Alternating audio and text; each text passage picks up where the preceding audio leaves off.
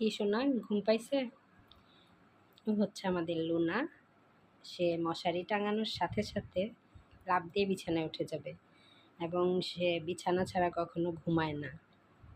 ও রাত্রে মশারি টাঙালে তারপর ভেতরে ঘুমাবে, বাইরে কখনো ঘুমাবে না। এটাই ওর অভ্যাস। আসলে সব কিছু হচ্ছে অভ্যাসের উপরে।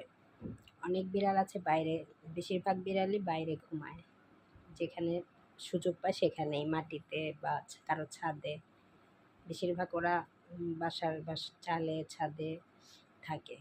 কিন্তু বাসায় ওই যে বললাম অভ্যাস, যে যেভাবে বড় হয়, সেটা মানুষ হোক বা কোনো প্রাণী, এটা হচ্ছে অভ্যাস। বিছানা ছাড়া ঘুমাতে পারে না, মশারির নিচে ছাড়া রাতের বেলা ঘুমাতে পারে না। পৃথিবীতে সব কিছুই অভ্যাসের উপরেই চলে। যার জন্য এই বাসার বিড়ালগুলো হারিয়ে গেলে হয় কি, ওরা সারভাইভ করতে পারে না বাইরের পরিবেশে। এটা নিয়ে অনেকেই অনেক কথাই বলেন যে বিড়াল তো বিড়ালই, কিন্তু না, বিশ্বাস করেন যে বাসার বিড়ালগুলি বাইরে সারভাইভ করতে পারে না। আর হ্যাঁ, আমাদের যে মশারিতে এই যে ছোটো ছোটো ছিদ্র দেখতে পাবেন, আমি দেখাচ্ছি, এগুলি ওরাই করে, কিছুই করার নেই।